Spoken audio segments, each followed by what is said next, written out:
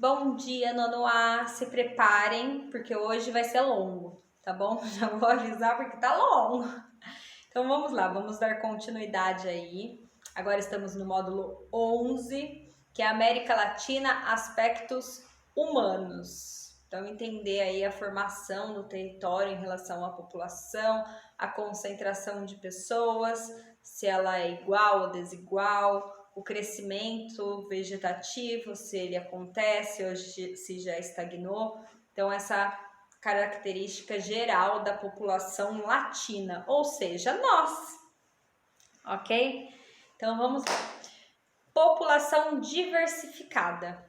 Se tem uma população de um conjunto de países que é muito diversificada, é a população da América Latina, por vários processos, né? A formação do território aí, processo de migração, depois processo de miscigenação. Então a gente vai ter uma diferenciação aí nos países latinos, uma forma muito diferente de formação da população.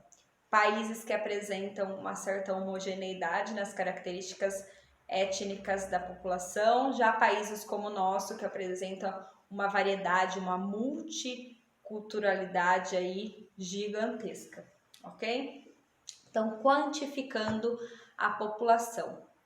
Então, a maior concentração da população aí na América do Latina está concentrada na América do Sul, até porque a América do Sul concentra o maior número de países, né? E países mais extensos como o nosso. Então, a maior população da América Latina se encontra na América do Sul.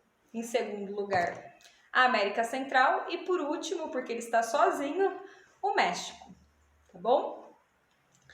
E aí, de gigantes demográficos. O que significa os gigantes demográficos? São os dois países que apresentam a maior população aí de todos os países latinos, o Brasil e o México. Tanto que são países muito parecidos na questão quantitativa da população, até como questão econômica, né? De características étnicas da população, não tanto, porque o território mexicano teve uma formação bem diferente em comparação ao território brasileiro, que é mais miscigenado, mais misturado. Na página 238 tem uma tabela para vocês analisarem aí, que mostra a população absoluta de países selecionados. Então, alguns países aí da América Latina e aí a posição que eles se encontram perante o ranking mundial. Então, nós temos o México, que é a América do Norte, em 10º lugar mundial. O Brasil, o 5º na colocação mundial, com 210 milhões de habitantes na população absoluta. E aí os demais países, tem países que estão numa colocação lá no fim e outros países que têm uma colocação melhor, mas percebemos que a concentração aí de países e da população latina com contingente, uma quantidade populacional significativa é grande, ok? Na página 239 tem um mapa para analisarmos. E o mapa mostra a distribuição dessa população. Então, a população do continente americano e da América Latina especificamente, ela é desigual. Desigual por vários fatores. Por concentração dos países, né, que alguns possuem um território gigantesco e outros um território pequenininho, como de desenvolvimento mesmo dos países. Tem países que a população urbana é muito maior do que a rural, outras que a população rural tem uma porcentagem significativa, enfim. Aí esse mapa nós percebemos a distribuição da população. E a cor que aparece aí, olha, então quanto mais escuro, maior a concentração da população. Não está por países, está por regiões. Bom? E as bolinhas verdes, dependendo do tamanho dela, mostra o número os habitantes em milhões de habitantes. Então, olha só, o México nós temos uma bolinha gigantesca, concentrada aí na capital, um contingente populacional gigante. No Brasil, nós temos duas bolinhas grandes, verdes, concentradas principalmente aqui na região sudeste. E depois nós temos na Argentina também uma bolinha significativa grande. Já nos outros países da América Latina, nós temos bolinhas menores, né? Não das gigantes. E a coloração mostra pra gente quais são as regiões que mais concentram a população. Então a gente tem uma concentração bem significativa no México. No Brasil nem se fala, a gente está na frente aqui de tudo, porque temos uma concentração muito grande dessas áreas mais escuras, que é acima de... é uma densidade demográfica acima de 100 habitantes por quilômetro quadrado. E na América do Sul, assim, na região como um todo, nós temos a predominância de um contingente populacional menor. Então dá para perceber nesse mapa que a distribuição da população aí na América do Sul ela é irregular. Ela não é regular, ela não é igual. Aliás, é impossível um território ter a distribuição regular aí, né? Continuando. Na página 240 tem uma tabela do crescimento vegetativo. Lembrando que é crescimento vegetativo, né? O quanto a população está crescendo em números, tá, gente? Não é as pessoas ficando mais velhas, é crescendo em números. Se antes a população, um exemplo, era de 1.000 habitantes, agora é de 2.000 habitantes, se a perspectiva da população é de continuar crescendo ou estagnar, que nós já estudamos um pouquinho isso, ok? Então aí, olha, essa tabela, ela mostra 4 grupos de crescimento vegetativo, acima de 2% ao ano, entre 1 e 1,99% ao ano, de 0 a 0,99% ao ano e abaixo de 0% ao ano. E aí ela distribui aí os países latinos. Então, acima de 2% de crescimento ao ano, nós temos só 3 regiões aí, né? São as Ilhas Virgens Britânicas, as Ilhas Turks e Caicos e as Ilhas Caimã. Ainda apresentam um crescimento vegetativo alto, acima de 2% ao ano. Entre 1% e 1,99%. Nós temos o maior número de países. Belize, Bolívia, Haiti, Equador, Paraguai e México. Tirando o México, que continua sendo subdesenvolvido, um país pobre, mas com uma condição econômica um pouquinho melhor em comparação com os outros, os demais países que aparecem com essa taxa de crescimento vegetativo aí de 1 a 1,99 são países muito pobres, depois de 0 a 0,99% ao ano. Temos Colômbia, Argentina, Brasil, Uruguai, Dominica. Então são esses os territórios aí que apresentam esse crescimento da população. E abaixo de 0% ao ano, inclusive são negativos, então o crescimento populacional vegetativo está negativo, então não está crescendo, pode estar diminuindo a perspectiva para os próximos anos. Trindade e Tobago, Cuba e Porto Rico. Então essas são as características aí dos países do nosso território latino. Depois, na página 241, tem a estrutura da população. Então, o que é a estrutura da população? Como é essa população? Essa população é mais jovem, essa população a maior parte é de adultos, essa população é de idosos, a tendência dessa população é se tornar cada vez mais idosa, a tendência dessa população é continuar com uma faixa etária de jovens muito alta, enfim, isso é a estrutura da população, ok? Então, na página 241 tem aquilo que eu adoro, que é a pirâmide etária do México. Então, de 2000 até uma perspectiva para 2050. Então, a primeira pirâmide etária é de 2000. Olha só, a base dela, de jovens, né? Lembrando que a gente divide a pirâmide etária em 3 grupos diferentes. Então, dividimos ela em jovens, que a gente pode considerar de 0 a 19 anos, em adultos de 20 a 60 anos e idosos acima de 60 anos, para facilitar a nossa análise, tá bom? Então, em 2000, a maior faixa etária que temos aí da população mexicana é nos jovens, né? Então, de 0 a 19 anos, a base dela tá mais larguinha. Adultos, não tão significativa. E idosos, a população tá vivendo em torno até 90 anos, a média, ok? Em 2050, a perspectiva, a gente já percebe que a pirâmide etária ela mudou. Então, a base dela não é a maior porcentagem, então ela começou a dar uma afinada. A faixa etária de adultos tá inflada, tá gordinha aí, tá significativa. E a parcela de idosos também aumentou. Então, olha lá, tem pessoas, principalmente as mulheres, vivendo até 100 anos, a expectativa de vida a 100 anos. E os homens, mais de 90 anos. Então, isso é um reflexo que já estudamos da economia. Lembra que quanto mais um país se desenvolve, quanto melhor a economia do país, maior a expectativa de vida, menor a taxa de natalidade.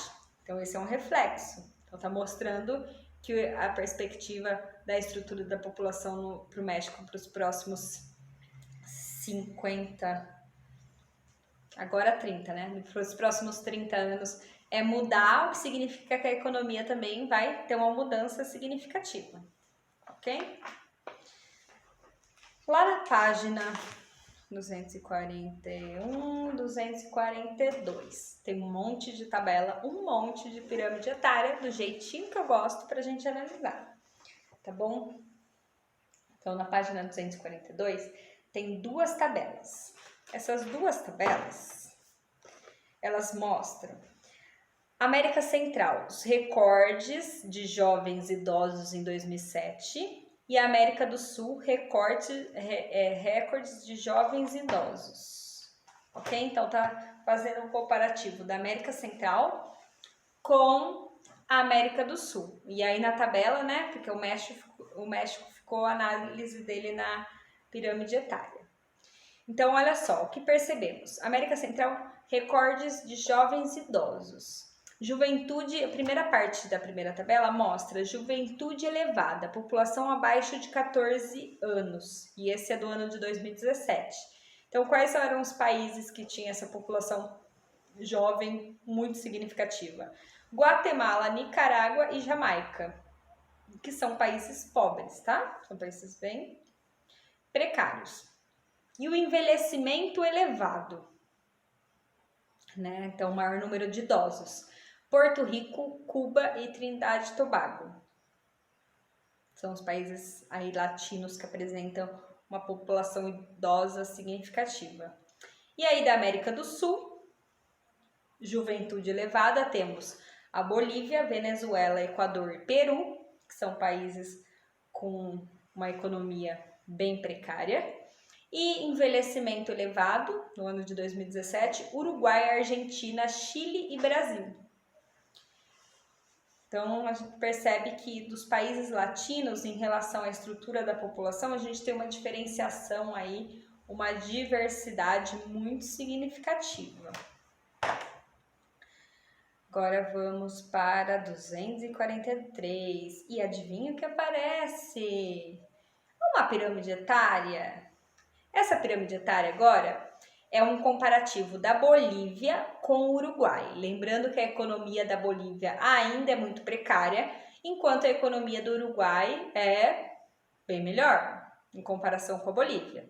Ambas consideradas subdesenvolvidas, mas dentro do subdesenvolvimento, a Bolívia é mais precária, tá bom? Então percebemos, e é do ano de 2017 também, percebemos que as pirâmides etárias aí, no comparativo Bolívia e Uruguai, elas são bem diferentes. Então, a Bolívia, a base dela é mais significativa, tem mais jovens, adultos mais ou menos, e idosos, uma pequena parcela da população.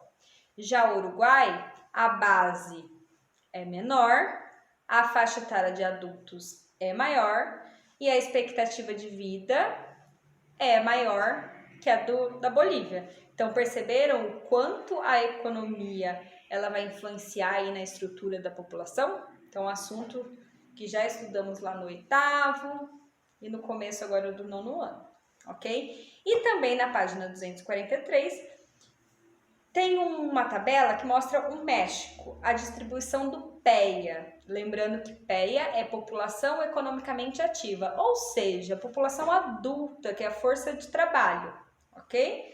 Então, no México, em 2017, no setor primário da economia, que é agricultura e extrativismo, empregava 13,4% da população, ok?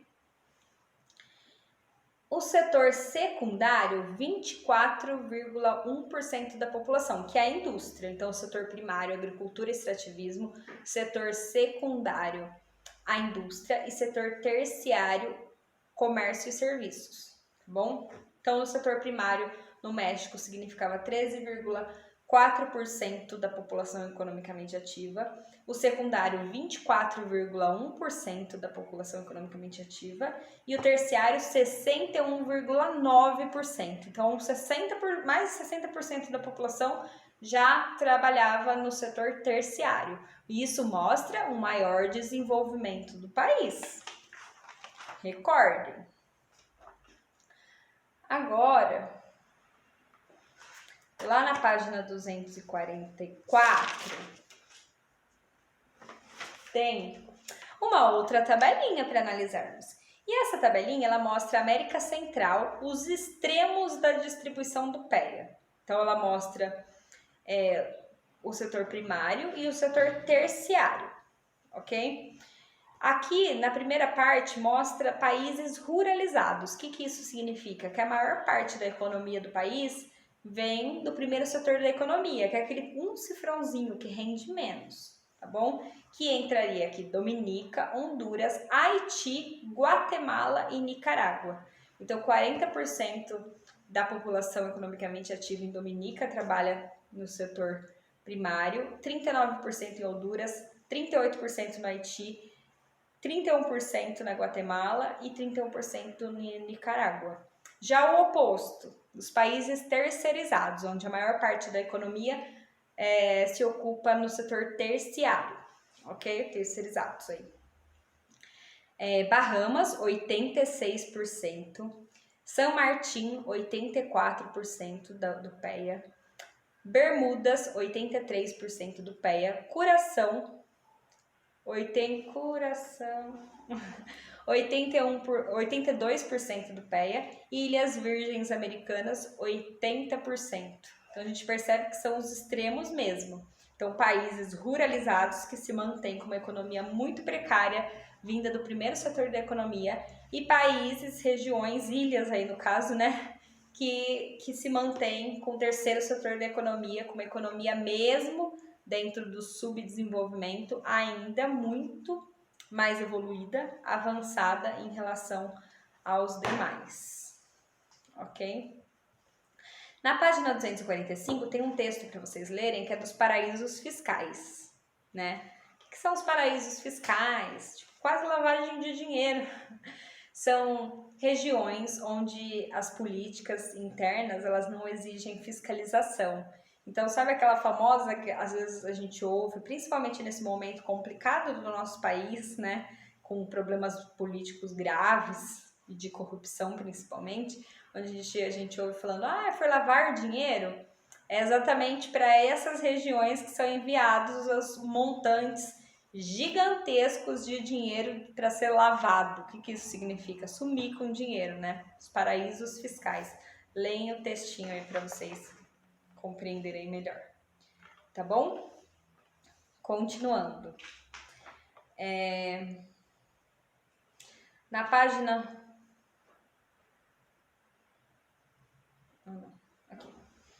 Formação étnica. Formação étnica são as características físicas da população, né? Etnia, a origem dessa população. A origem da população latina, de onde, né? o geral da população latina, quais são as características étnicas, tom de pele, características culturais. Então, é bem diversificado. Então, formação étnica. Houve uma grande variação e miscigenação da população latina, né? Alguns países apresentam essa miscigenação mais intensa, essa mistura mais intensa, e outros países uma menor miscigenação, mas todos apresentam, ok? Então, México. México, 62% da população mexicana é de mestiços. Quem são considerados mestiços? Uma mistura de brancos, né, de origem europeia, com os indígenas. Então, 62% de toda a população mexicana são os mestiços. A América Central, né, a gente divide a América Central na parte continental e na parte insular. A parte continental é o istmo, aquela parte estreitinha lá do continente, e a insular são as ilhas. Então, na parte continental da América Central, predominam os mestiços, que é essa mistura dos europeus com os indígenas. E na insular, predominam os negros, que é de origem africana, ok? E também, né, falando de América Latina, não podemos esquecer dos povos autóctones. O que significa povos autóctones? De origem local, tá bom? Que vocês já estudaram história, provavelmente, aliás, tenho certeza, que são os povos astecas, os maias e os incas, que são as populações autóctones, locais, tá bom? Os astecas no México, os maias no México e norte da Guatemala, e os incas aí na América do Sul, principalmente. Agora, América do Sul, de diversidade. Na página 250, tem um gráfico da diversidade da América do Sul. Então, olha só esse gráfico. Esse gráfico mostra alguns países aí. Então, mostra Equador, Chile, Colômbia, Paraguai, Brasil, Uruguai, Argentina e Peru. E aí vocês vão perceber que essa diversidade étnica nesses países da América do Sul, ela é muito diferente. Então, eu vou comparar dois que apresentam características bem diversas. Ó, dois vizinhos. Eu vou comparar nós, Brasil, e nosso irmão aqui do lado, a Argentina, ok? Então, observem aí no mapa, no gráfico da página 250. Nós, qual é a diversidade étnica que nós encontramos aqui no nosso território? 47% de brancos, de origem europeia. 44% de mestiços, então a mistura de indígena com os europeus. 7% de negros no Brasil.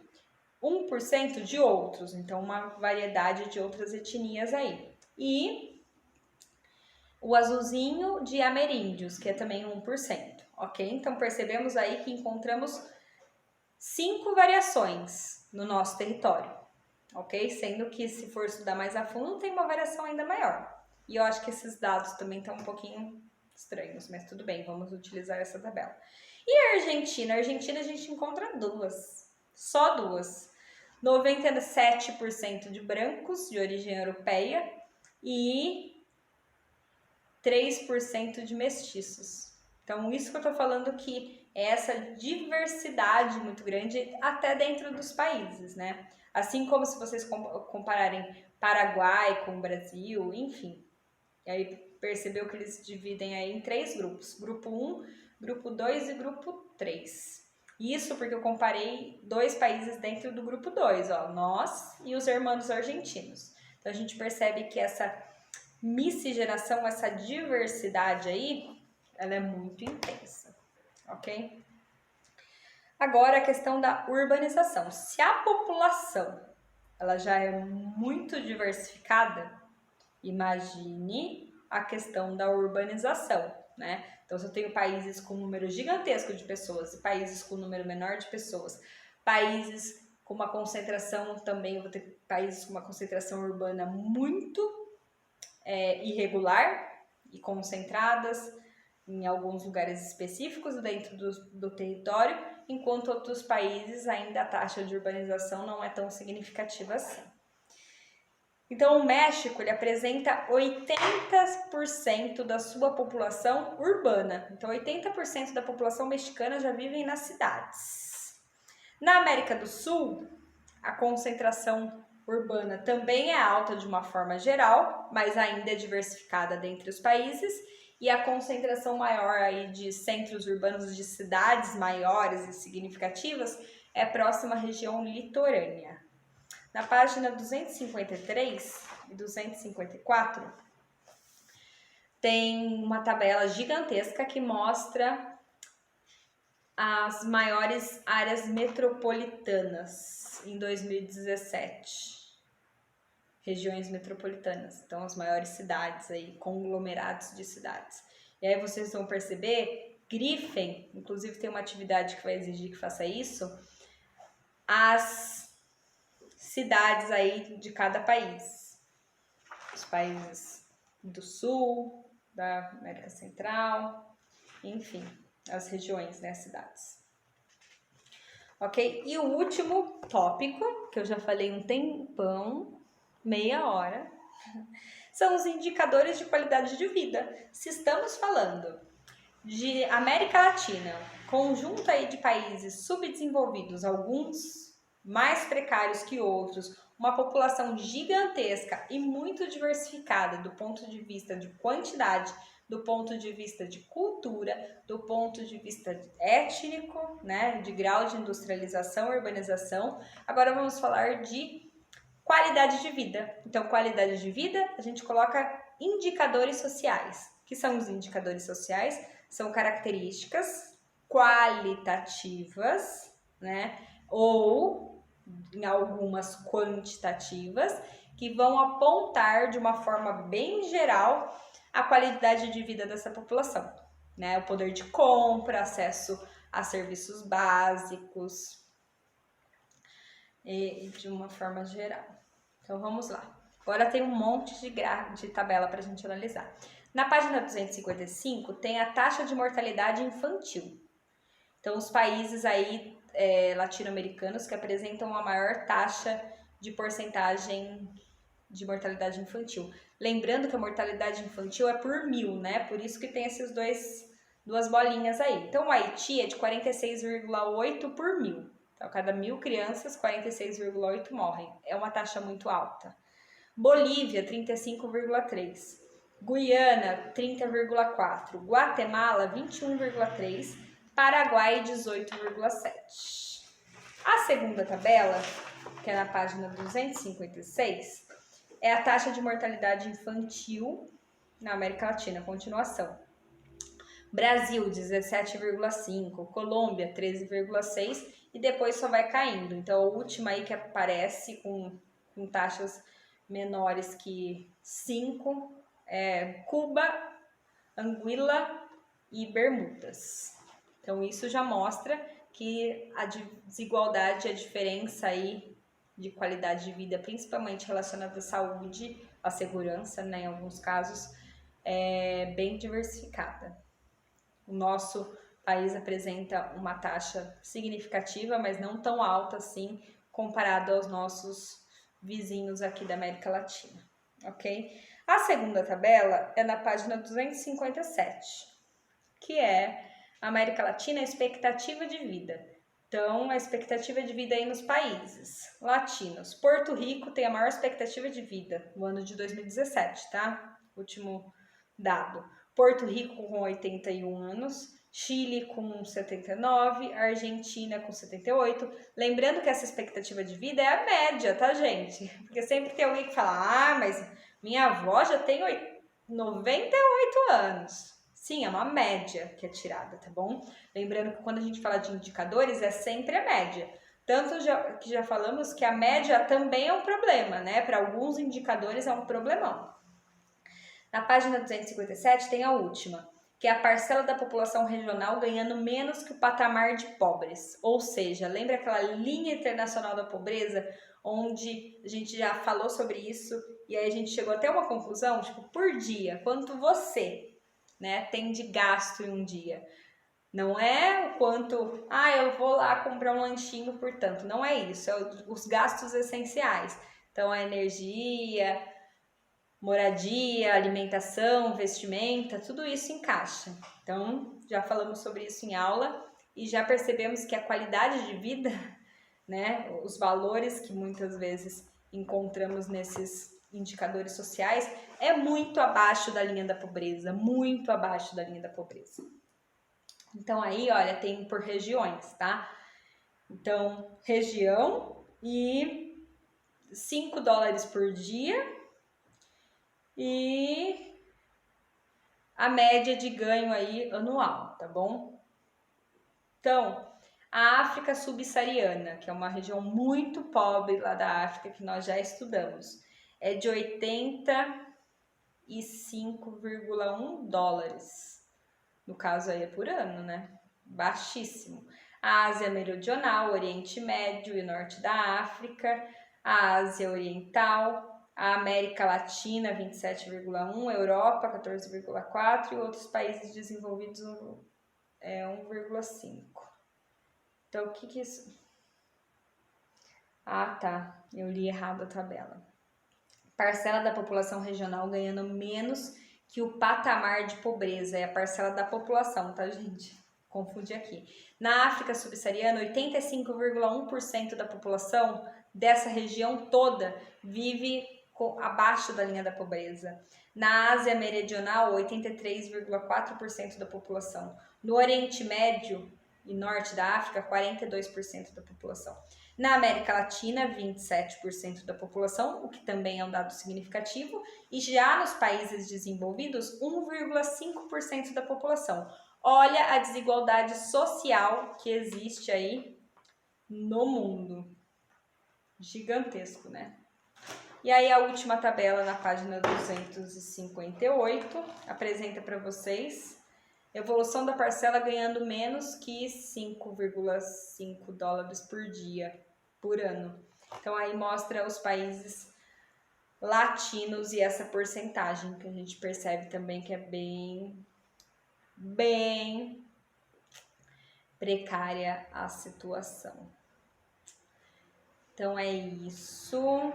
Vão lá no resumo e façam ele perfeitão, porque é uma forma muito efetiva de vocês estudarem e irem revisando todo esse conteúdo, ok? Eu sei que eu falei muito hoje, mas eu prometo que só esse módulo, que ele é gigantesco assim, vocês precisaram ouvir a minha voz fina, tá bom? Então, qualquer dúvida, mandem no Plasep, façam um resumo aí certinho de vocês, que vai ter que colocar ele lá no Maestro, combinado? Então, tchauzinho, até a próxima!